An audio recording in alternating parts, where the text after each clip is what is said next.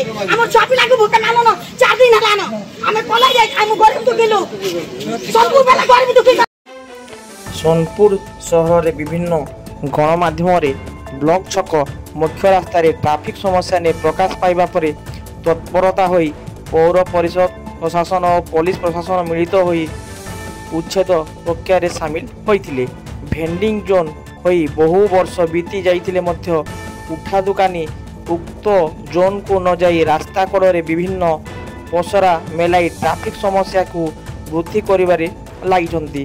सोनपुर जिला नूतन आरक्षी अधीक्षक नारायण नायक कार्य रे योगदान पर ए विषय रे अवगत होई पौर परिषद सह पुलिस मिलित कार्यानुष्ठान समय रे उठा दुकानी सह विवादीय परिस्थिति सृष्टि होइतिला देखा मिलता।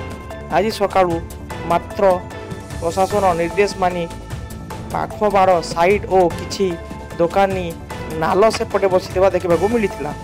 फल रे ट्रैफिक समस्या किछि मात्रा नियंत्रण होइछि।